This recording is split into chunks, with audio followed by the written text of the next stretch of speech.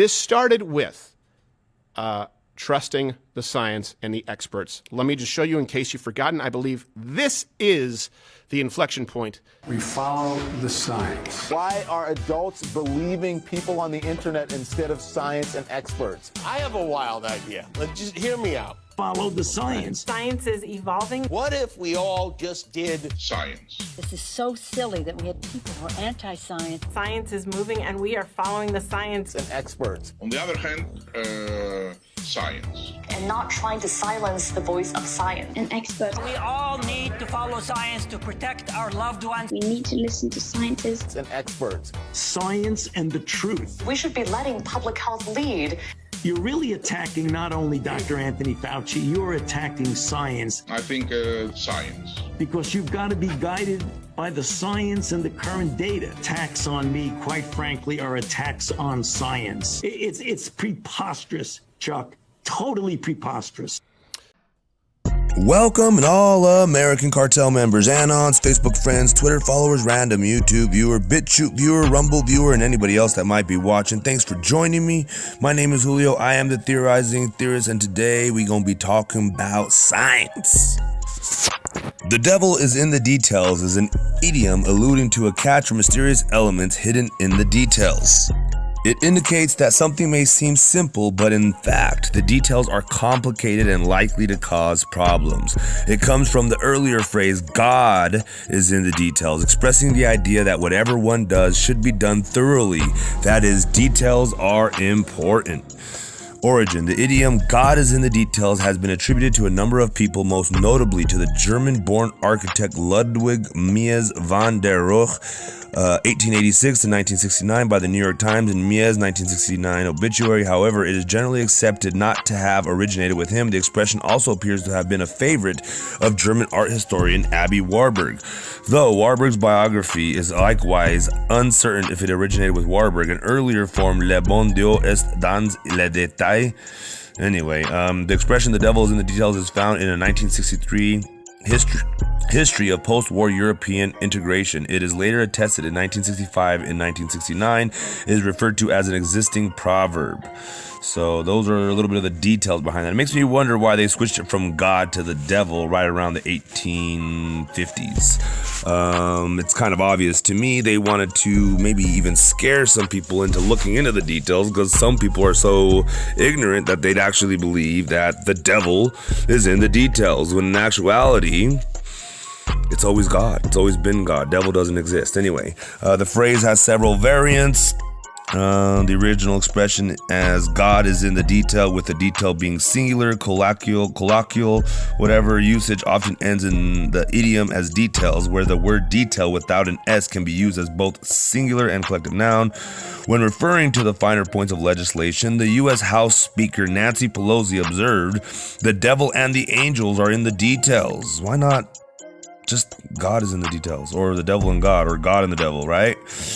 But again, we all know the devil does not exist. There's just no way around it. And we're going to get into that here in a little bit here too. Now, I want you guys to take note of the new style that I'm going to be having. I'm going to be a little bit more aggressive, and I'm going to be using science to take down some of these scientists, let's just say, because for every theory and hypothesis is an equally, if not more valid theory from another scientist. And I want you guys to always remember that. What makes science so great is the ability to question it and point out the flaws in somebody's theory, so that way we can get closer to the 100% mark, which we will never ever get to.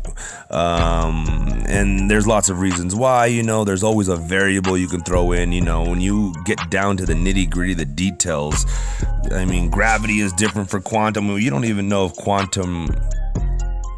quantum reality is real, the quantum realm, right? We kind of just take people's words for it almost. God knows I've never seen it with my eyes. Now, if I got to use a computer, is it really that impossible to think that could be faked? Now, I'm not saying it's faked, I'm just saying. So tired of people speaking in absolutes. I get doing it in passing, but when pressed, you should immediately back down lest thee be blasphemous. And I mean by in passing, like, you say it kind of like everyday, mundane, you don't really mean it. But when you're pressed and somebody's asking you, wait, you really believe this? And you say 100%, I know for a fact without a doubt, No other way. I mean, that's redonkulous. Because for you to claim that is for you to claim that you are the smartest person in the universe, right? Because there's not a single scientist, I can guarantee you that. There's not a single scientist out there that would tell you that they know everything about even one single subject, even a subject that they are experts in. Okay, so how do you know, right? So here we got a thing I shared, right, that was posted on Facebook. Go find it if you want to see the rest of this. But this lady, Jody, I can't remember her last name, Jody something. Let me see here. He'll pop. Jody Hughes. She decides to come in here and write, "There is no God." Well, I took out the no because there is God. And the fact that she has the ability to even text that makes me laugh. Now, I understand some of you scientists or whatever, science is real. I'm not denying science. I'm using my phone, ain't I? Right? I get we do really well within the parameters that we create, right? But go create an atomic phone. How about that? Anyway, Jody Hughes goes, "God doesn't exist." John Cena goes, "Nietzsche said there is no God. Then after his death, God, there is no Nietzsche." You know, you sound so dumb, right, Jody? You don't know that to be true, 100% true. If you claim you do, then I guess you are the smartest person on the planet. Is that your claim? Your dumb ass can't even be sure you are the same person as when you fell asleep. Ain't nothing based in reality, in this reality, in reality, LOL. And then he goes, "I suppose you can show proof of this God?" And then I go, "At least say God might not exist. Don't speak in absolutes because you simply don't know anything to be 100% true except for your own consciousness and God. It boils down to the whole I doubt, therefore I think, therefore I am." And that's from René Descartes. The fact that you can doubt God, that you're able to think, right, proves that you exist. And if you didn't, anyway. Julio Hawkins, LOL. Well, if a God exists, he damn sure isn't worthy of worship. So now you're already starting to falter. I thought you were certain a second ago. "I can, but you won't listen, but it doesn't even matter. You said God doesn't exist. That's a bold claim. All I said is you don't know. At least say you might not know God exists. If God existed, he wouldn't need cheerleaders," which I'm not cheerleading one way or the other. I'm just pointing out basic common sense. If you allow, you won't. I'll share a video with you that's like 3 minutes long. That's from a kid genius that explains how God is more logical than illogical. It takes more faith to believe there is no God than to believe there is a God. Julio Hawkins, at least get some original material. LOL. I've heard all this BS before. I don't think you have, sir. I will, but is that the problem? You don't think God is worthy of worship? And I think we found out why, because it's actually a he. Jody is a he. I don't think God cares if you worship it, to be honest. I don't even claim God is good or bad. I only claim God exists, or a creator, or whatever makes you comfortable. But for this, we will just say God. I'm certainly not a cheerleader, and I'm just trying to inform you, the uninformed. Are you atheist or what? Which obviously we already knew the answer to this. With all due respect, I'm asking, right? With all due respect, because I'm not trying to be mean here. I'm just trying to talk to a person, but it quickly goes sour. And go check it out on Facebook for you can see the full extent of it. I'll share the video real quick and we can talk, yes? And then he goes, Julio Hawkins, "Oh yes, a YouTube video will surely change my mind, I'm sure." So you already got your issues there. So scientists don't use YouTube? I mean, then Jody Hughes goes, "Seriously, ha ha ha ha." And I'm telling you, the reason he's mad at God because he was given a name of a female at birth, in my opinion. And he goes, "Hi, I'm an atheist. I don't respect your beliefs, and I don't care if you're offended. Cheers." And I think that's what it also boils down to. All these atheists always end up to be that the Raiders fans type, right? Like they just like being the hated.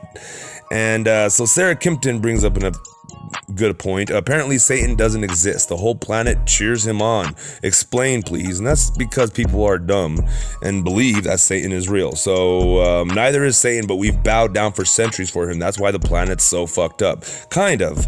And then Jody Hughes actually has a good point here. Only thing dumber than an invisible God is an invisible enemy of that God. And Jody, it's kind of funny because you don't understand that the invisible enemy of the invisible God that you speak of is atheism.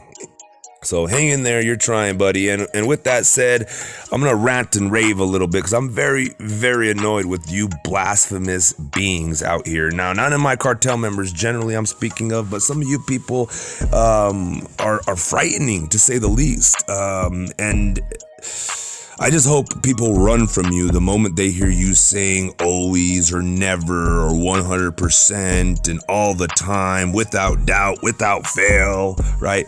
Nothing is guaranteed in this life, nothing. And I could prove to numerous things that prove you wrong, okay? So in the future, from here on out, I'm going to start attacking science with science, fighting fire with fire, okay? And I'm going to take my fire from the brimstones of their hell, and I'm going to light their asses on fire. I'm so tired of it. I'm tired of it. I'm done.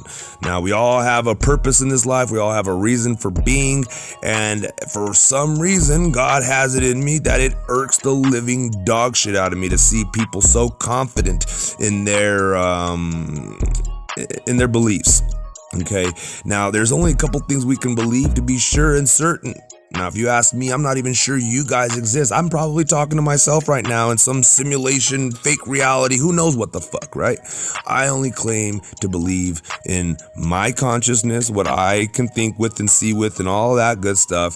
And I know with that consciousness that I didn't create myself. Maybe I did and I blinded myself, but at the end of the day, there is a creator. So I may in fact be God, my own God and myself in a sense, but the fact remains that God is real, and I don't believe I'm God, right? Because I'm not perfect by any stretch of the means, you know, and I'm not denying you guys exist. Of course, through God, anything is possible, and that's what I'm trying to really hammer home. That people that deny other people's theories really need to stop and think. If you get to heaven, what will you say to God when God tells you that, yeah, the earth is flat, or yeah, the earth is globe, or yeah, guess what? You were wrong about this. I am real. What are you going to say to God? No, you're not. No, I don't believe you, God. You know how retarded you sound now and you will sound then? That's all I really have for you guys. So stay tuned, subscribe, like, share, follow, donate by checking the description box down below. And as always, you know the routine. To God be the glory.